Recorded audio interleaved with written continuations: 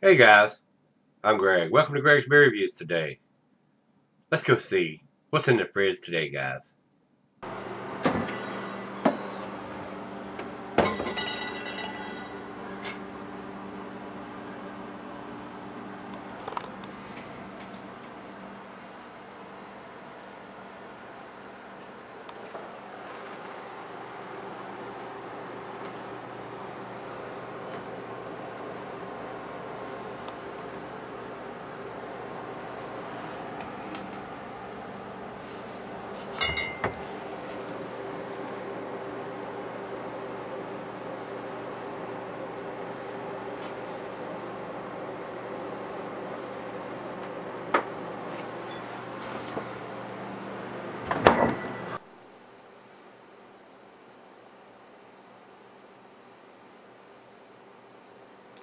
Hey everybody, thanks for stopping by Gregsbeerreviews today. Today's beer comes from Two Roads Brewing Company.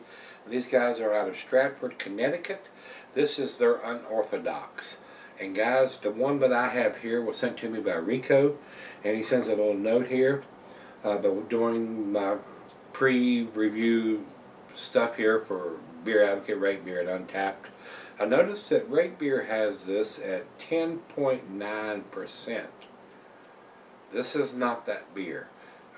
This is a 9.2%. So evidently they've done this beer before, and it was a bigger ABV. But the 2017 edition here is a 9.2. So I don't know what to say that they need to correct that or list different versions. Maybe they should have, and Untappd does this a lot. They'll have a 2015 edition, 2016 edition, 2017 edition, especially if something's changed. The ABV has changed or whatever. If anything has changed, a lot of times they'll have the different versions listed for the different years that they do it. Maybe Rate Beer and Beer Advocate need to do the same thing, because this one has it at 10.9%, which is way more alcohol than this one right here has. So I don't know if we can, and I'm not even gonna go to the grade scale on this one, because it's not the same beer that these guys have got there.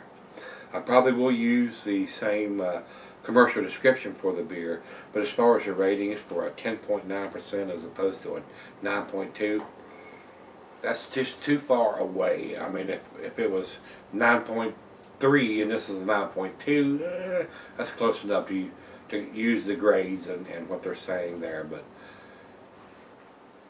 almost 2%, that's not. So, as far as I'm concerned, Rate Beer, you're out of here on this one. Commercial description says here, a most unorthodox Imperial Stout brewed with malted rye and aggressively hopped with 4 U.S. varieties to develop a depth of character like no other. Notes of rye, treacle, Treacle, chocolate, and espresso are joined together to create a crescendo of flavor. Full-bodied and warming. I guess it is a 10.9%, but this one is not that big.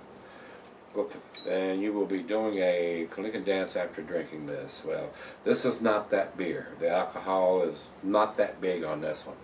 The one they have here is almost 2% bigger than this one. And it does have a bottled on date of January the 4th of 2017. Rico, my brother, sent me this.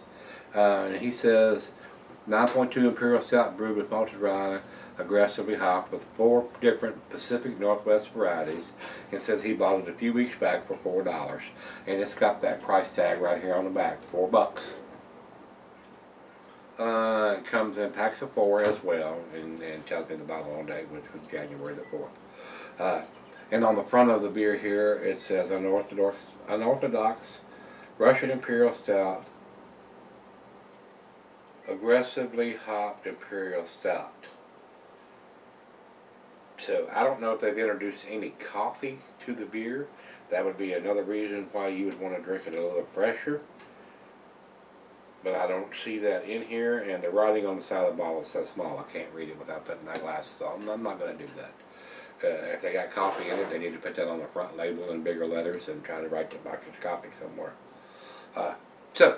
I don't think there's anything else we need to talk about. As far as IBUs, it is not listed anywhere, and he does not tell me what it is here, so evidently he could not find it either. So we're going to We're going to go with the flow, as they say. On this beer, the food pairings are chocolate, dessert, digestive. That's all it says for it. So let's get the cap off of this bad boy and get it into the glass. I mean, it didn't have any hiss at all. None. Hope it ain't flat. No hiss whatsoever, none.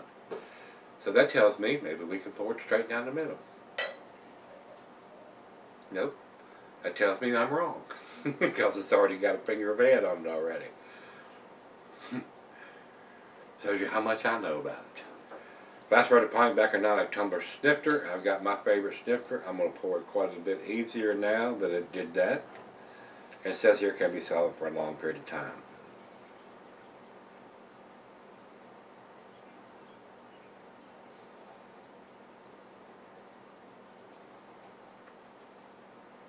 And kick it up a notch on that back end of the pour to get us a nice creamy head on it. And we got about a finger of head on that pour. And it is pretty dark, guys. I'm not seeing a lot of light at all to it. Usually the Russian Imperial Stouts do not. They're pretty dark beers. Nice khaki colored head, very creamy. There are some big bubbles in there from the aggressive back end pour, but the bubbles on the side are fairly tight. Let's get a nose to it. Big roasted malt notes. Maybe a hint of some licorice in there, or molasses. It does have a substantial hop presence. I'm getting some nice citrusy fruitiness to it.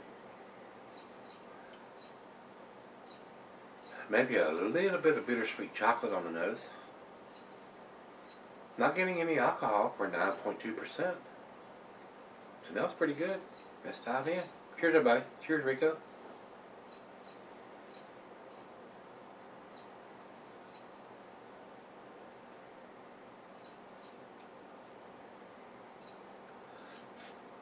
The roasted malt to me is standing out more than anything else. Nice, very nice roasted malt notes.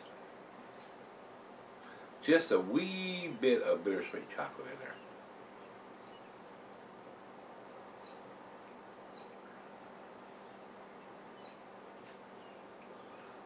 Very smooth, very easy drinking. Alcohol is very well hidden. Does seem to be a very nicely well-made beer.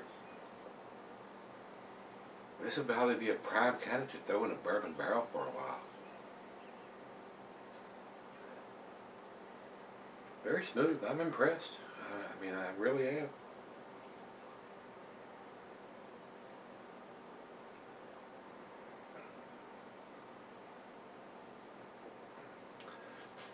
Now, it's not huge, boldly strong in any one flavor or the other.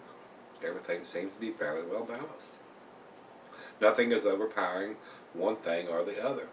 And I do detect a little bit of more hoppy presence than your typical stout's going to have, but it's not overpowering or not a West Coast style or anything like that. But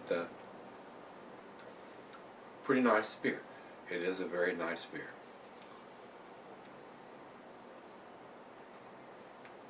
Alcohol super well hidden. I mean, I can't think of a single thing to say bad about the beer. I'm not getting, you know, coffee notes or anything like that, or any kind of bourbon notes because it wasn't barrel aged, but seems to be a decent beer for 9.2%. Seems to be very well made. So, and if it didn't introduce any coffee to it, I can't think of every single reason why you couldn't sell it with this one for a while. So, well, let's sip on this right out of the fridge, chill, let her taste it, and have to go out and fire up my Maduro wrapped cigars while I'm sipping on this and enjoying it. And we'll come back and do the final grade and check on it after I've sipped on it for a while. Be right back. Alright guys, I'm back. Got just a little left here. Very nice slicing is left on the glass. It's a tasty beer, guys. There's no doubt about it. Something you could sell if you wanted to. I don't think it's outstanding or anything like that, world class. But it is a decent beer. Everything seems to be pretty well balanced in the beer. I'm not getting anything that's overpowering anything else. For 9.2%, alcohol is very well hidden. Decent beer. Like I said, don't think it's to the A category, but it is a tasty beer. I'm going to give this the 7, which is a B+. It does have the date on there, very easy to read in bright yellow ink. But it doesn't have the ABV on the bottle. Yeah, it does. Right here on the corner of the label, 9.2%. So we got the ABV, we got the bottle on date. So that's the 2 out of 3, which is critical for this style of beer. The IBUs are basically irrelevant. I didn't see the ABV when I first got it out of the fridge, but it's written on the side of the label. And and these old eyes, a lot of times, unless I put my glasses on, I can't read this microscopic writing they put on these bottles a lot of times. So it's a decent beer. It's a decent beer. I've had better. I've had worse. So I don't think it's in the A category. I'm going to leave it in the B plus range. Numeric rating for me on this would probably be 88. That's where I would put this beer. Over to Rate Beer. Rate Beer says 86, so I'm giving it a better rating than these guys. And they say it's a very good beer, and I agree with that. It is a very good beer. Not outstanding or world class, but it is a very good beer. $4 is a little on the pricey side for a 9.2%.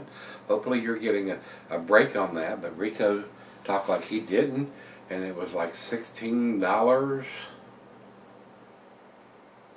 Purchased 2 weeks ago back for $4, kind of packs of 4 as well. I'm hoping you would get a break on that, and they wouldn't charge you $4 for each one, which would be $16 if you bought a 4-pack of it. Hopefully you would get a break on that if you bought all 4 of them. Not sure. They may retail your ass all the way out the door for 4 of them, so I'm not sure. These beers are not available here, so I have to depend on my wonderful subscribers like Rico and Greg and Michael and David and everybody, Andrew, I mean, and Brandon C. and Dr. Brandon, and there's so many of them that send me beers that I do appreciate. So, do the final chug here.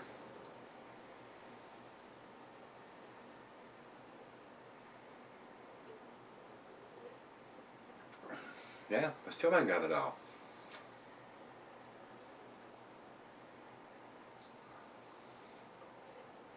I think I did that time. Nice roasted malt, hints of caramel and toffee, a little bit of licorice and bittersweet chocolate. I'm not getting a lot of dark fruit in this, but a very easy drinking beer for 9.2%. And like I told you earlier, Beer Advocate has this at 10.9%. We're not even going there. It is definitely not a 9.2. I mean 10.9, it's 9.2. So we're not even going to go to their scores because it's wrong. And final check in, we're running up to Untapped. Untapped has it at 3.76, which is right above their B plus range. I consider when they get to 3.75, that's their B plus range. And anything above that till it gets to the 4s is the B plus range. 3.76 is just barely into the B plus. So that's where I put it. I think it's a B plus. They think it's a B plus. Actually, Beer Advocate with 86. 85 is the B. 86 through 90 is the B plus. Everybody thinks it's a B plus beer. So if you've had this one from Two Roads Brewing, their Unorthodox Russian Imperial Stout, let me know what you think. And I enjoyed it. It was very tasty. Not the best, not the worst. If you've had it, let me know what you think, guys. Come on back tomorrow. Let's pick something tasty out of the fridge. See you then.